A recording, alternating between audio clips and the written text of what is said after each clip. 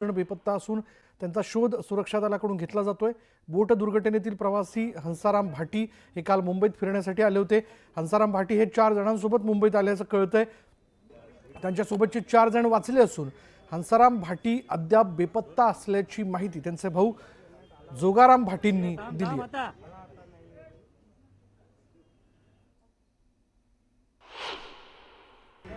नीलकमल बोटीचा जो अपघात झाला, या अपघातामध्ये 13 जणांचा मृत्यू झालाय, तर आणखीन 2 जण बेपत्ता आहेत। त्यामध्ये हंसाराम भाटी वय 43 वर्ष ही व्यक्ती अजूनही सापडलेली नाहीये। त्यांचे भाऊ इथं आलेले आहेत।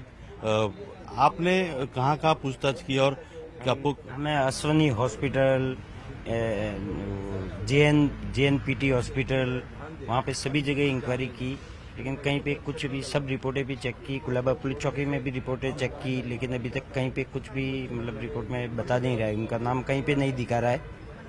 टोटल ये 5 मेंबर गए थे, उनकी पूरी फैमिली थी साथ में, 2 गांव से आए थे वो भी साथ में थे। 4 को तो हमने रेस्क्यू कर लिया है। 4 को कौन कौन साथ में था वहाँ पे? आप कौन? मेरा छोटा भाई हंसाराम भाटी, उनकी पत्नी संतोष भाटी, उनके गांव से आए हुए परवीन राठौड़, उनके रिलेशन वाले थे, और उनकी वाइफ नीता राठौड़, और उनका छोटा हंसाराम का छोटा बच्चा तरुण भाटी। ये 5 मेंबर थे, जिसमें से हमने 4 जन को रेस्क्यू कर लिया है। आणि यानंतर इथं वेळ झाली का ब्रेकची ब्रेक घेऊयात। पहा फक्त न्यूज 18 लोकमत।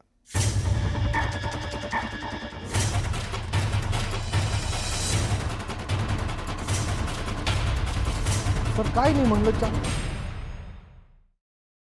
मतप्रवाह निर्माण झाले आहेत। मात्र महापालिका निवडणुकीत पालिकेवर वर्चस्व कायम ठेवायचं असल्यास या माजी नगरसेवकांशिवाय गत्यंतर नाहीये अशी चर्चाही रंगली आहे। कोणी मंदिरात जातात, कोणी मशिदीत जातात, कोणी बुद्धविहारात, कोणी चर्चमध्ये जातात। प्रत्येकाची प्रार्थनेची पद्धत वेगळी आहे, पण सगळे भारतीयच आहेत। भारतीयत्वाचा, राष्ट्रीयत्वाचा संबंध हिंदू संस्कृती, इतिहास आणि वारशासोबत आहे। सिंधू खोऱ्यातून जे आले ते सगळे हिंदूच, इतका सोपा त्याचा अर्थ आहे, असं नितीन गडकरी हिंदुत्वाबद्दल बोलताना म्हणाले। यावलच्या सुतारवाड्यातील अंगणवाडीमध्ये मुलांना दिलेल्या पोषण आहारात चक्क अळ्या सापडल्या। यानंतर संतप्त पालकांनी पोषण आहाराचं भांड थेट तहसीलदारांकडे नेलं। दरम्यान पालकांच्या आक्रमक भूमिकेनंतर तहसीलदारांनी पुरवठादार आणि ठेकेदारावर कारवाई करण्याची ग्वाही दिली आहे। महाराष्ट्रात NHAIचं 203 कोटींचं नुकसान झाल्याचा कॅगचा अहवाल आहे। लोकसभेमध्ये तो सादर करण्यात आला। यात प्रामुख्याने नांदेड आणि ठाण्यातील रस्ते बांधकाम प्रकल्पासंदर्भात माहिती देण्यात आली। रस्ते कंत्राटदारांना फायदा मिळाल्याचा ठपका ठेवण्यात आलाय। कल्याणमध्ये एक धक्कादायक घटना समोर आली आहे। जावयाला हनीमूनसाठी काश्मीरला जायचं होतं, पण सासऱ्याने विरोध करत मक्का मदिनाला जा असं सांगितलं। त्यावर जावई आणि सासऱ्यांमध्ये वाद झाला आणि संतापलेल्या सासऱ्यानं जावयावर थेट ॲसिडच फेकलं। एसटीनं प्रवास करणाऱ्या प्रवाशांसाठी आनंदाची बातमी आहे। येत्या नवीन वर्षात एसटीमध्ये 3500 साध्या बसेस दाखल होणार आहेत, अशी माहिती एसटी महामंडळाच्या अध्यक्षांनी दिली। दरम्यान एसटी प्रवास आता महाग होण्याची शक्यता आहे, असे संकेत राज्य सरकारनं दिलेत। एसटीच्या भाडेवाढीत 14.95% वाढ करण्याचा प्रस्ताव महामंडळानं ठेवलाय।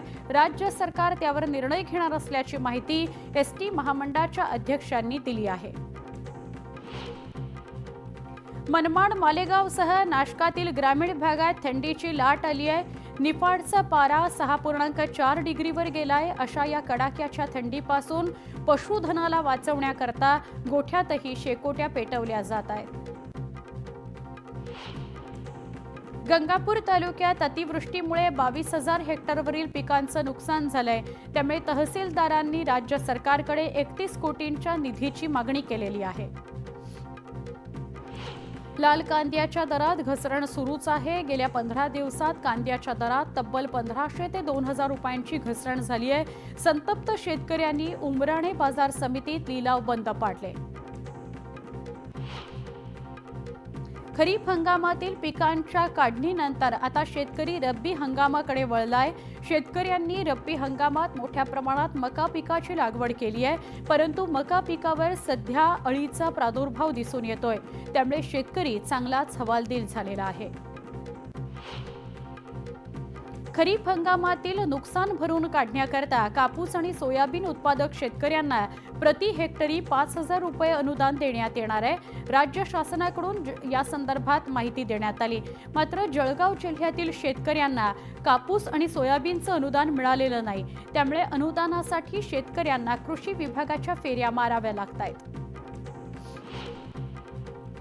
महाराष्ट्रात थंडीची लाट पसरली आहे. महाराष्ट्रातील तापमान शिमला, मनाली आणि जम्मू काश्मीरपेक्षाही कमी नोंदवण्यात आलंय. डोंगराळ भागात झालेल्या बर्फवृष्टीमुळे देशाच्या उत्तरेकडील राज्यांमध्ये हिवाळा तीव्र होतोय.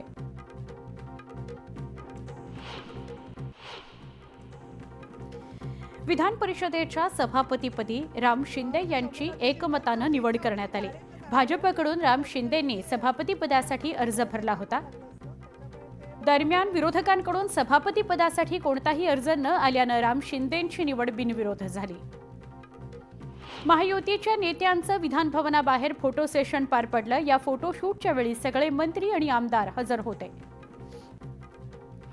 बीडमधील घटनेचे पडसाद आज विधानसभेमध्ये उमटले. वाल्मिक कराड यांचे मोबाईल रेकॉर्ड्स तपासा अशी मागणी संदीप क्षीरसागर यांनी केली. तसंच खंडणीचा गुन्हा असूनही कराडला अजून अटक का झालेली नाहीये असा सवालही त्यांनी केला. 6, 9 आणि 11 तारखेचं काय कनेक्शन आहे ते तपासलं जायला हवं. पवनचक्कीमुळे बीडमध्ये हे सगळे प्रकार घडतायत असा आरोप संदीप क्षीरसागर यांनी केला.